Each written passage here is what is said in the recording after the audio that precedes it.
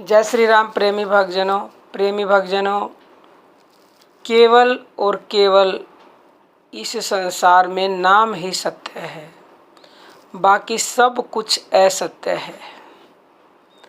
प्रेमी भक्तजनों, आज के वीडियो में हम यही जानेंगे कि किस प्रकार इस संसार में नाम सत्य है और बाकी सब झूठ है, यानी असत्य है।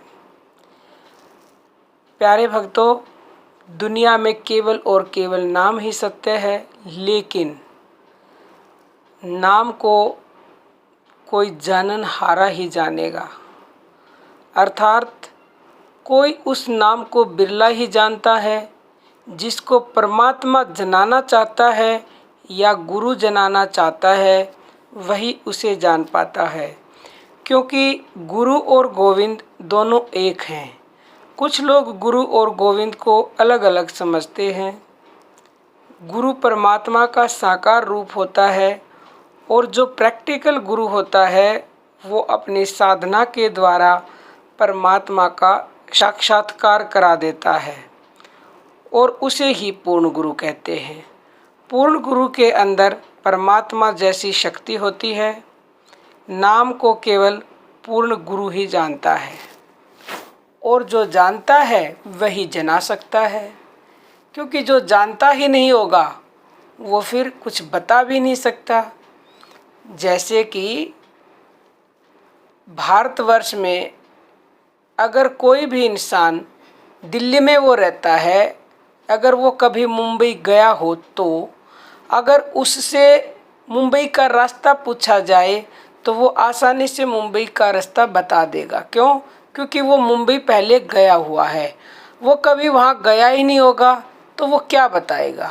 ऐसे ही जिस गुरु को कुछ पता नहीं होगा तो वो क्या बताएगा, लेकिन जो पूर्ण गुरु होगा, जो जानता है नाम को, वही नाम को जना सकता है। प्रेमी भक्तजनों, ऐसे ही जो नाम जप करके नामी से मिला हो, वही नाम के भेद को बता सकता है। प्रभु का नाम सबसे प्यारा, भक्तों को है उसका सहारा। दुनिया में जो सबसे प्रिय है वो सिर्फ और सिर्फ प्रभु का नाम ही है। उससे प्रिय दुनिया में कुछ भी नहीं है। भगवान के भक्तों को भगवान के नाम का ही सहारा है। भगवान के भक्तों को नाम के अलावा और कुछ सूझता ही नहीं है। प्रेमी भक्तजनों, अब आप सोच रहे होंगे कि नाम का तो बता दिया कि नाम को कौन जना सकता है और नाम ही सत्य है, परंतु वो नाम कहाँ है, कहाँ मिलेगा वो नाम? प्रेमी भक्तजनों, घट भीतर है जो ज्योत उजारा, हृदय गुहा बैठा निरंकारा। अर्थात प्रेमी भक्तजनों, उसको कहीं बाहर ढूंढने नहीं जाना है। वो नाम घट के अंदर है और उस घट के अंदर ही नाम रूपी ज्योति जलती रहती है। यहीं पर हृदय रूपी गुफा में निराकार रूप में बैठा है। प्रेमी भक्तजनों, गोस्वामी तुलसीदास जी भी कहते हैं, घट में है पर सूझे नहीं, लानत ऐसी जिंद, तुलसी व संसार को हुआ मोतिया बिंद। अर्थात वो हमारे घट में है, फिर भी हम उसे जानते नहीं। तो तुलसीदास जी कहते हैं, ऐसी जिंदगी को, ऐसे जीवन को, ऐसे मनुष्यों को लानत है। सारे संसार को मोतिया बिंद हो गया है कि किसी को भी वो नाम दिखाई नहीं दे रहा हमारे घट में होने के बाद भी।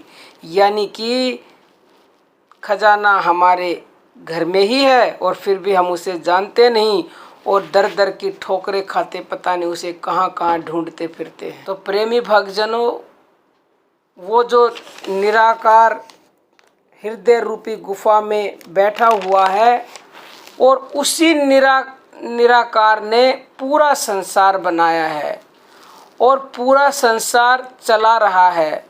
प्रेमी भक्तजनों, सारे संसार को चलाने वाला, मिटाने वाला, बनाने वाला केवल और केवल वो नाम ही है।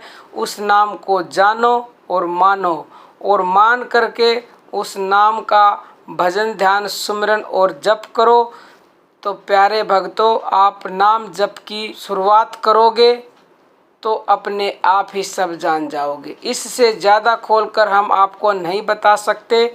अब मैं आपको स्पष्ट रूप से बता देती हूँ, वैसे मैं अपने मेनली वीडियो में बताती हूँ, लेकिन मैं आज फिर आपको बता देती हूँ कि जो भी नए साधक हैं या जो भी पुराने साधक हैं, जो पुराने साधक हैं, जो साधन वो कर रहे हैं, यानी कि जिस स्टेज पर वो हैं उस स्टेज को छोड़े नहीं, अपना अभ्यास निरंतर करते रहें। परंतु जो नए साधक हैं उनको शुरुआत कैसे करनी है? उनको शुरुआत पहले वाणी के द्वारा बोल कर करनी है नाम की। कुछ दिनों के बाद कई कमेंट आते हैं, ऐसे पूछते हैं कि कितना समय लगेगा एक स्टेज से दूसरी स्टेज में जाने पर। देखो, कोई निर्धारित नहीं है, किसी को तो 2 दिन में ही छूट जाए, किसी के साल लग जाए, किसी के उससे भी ज़्यादा लग जाए। वो तुम्हारे ऊपर निर्भर है, तुम कितनी श्रद्धा विश्वास और निरंतरता से नाम का जाप करते हो। तो सबसे पहले वाणी से शुरुआत करें। कुछ दिनों के बाद वाणी से अपने आप छूट जाएगा। फिर उपांशु जप करें, यानी जीभ से होठ हिलते दिखेंगे, आवाज़ बाहर नहीं आएगी। फिर आता है मानसिक जप। मानसिक जप मन से किया जाता है। कुछ दिनों के बाद मानसिक जप भी आपके अंदर रम जाएगा, फिर वो भी छूट जाएगा। फिर श्वासों के द्वारा जब आप नाम जप पे आ जाओगे, ये उच्च क्लास है। जब आप बड़ी क्लास में पहुंच जाओगे तो वो नाम अपने आप प्रकट होगा और उस नाम को खुद जान जाओगे।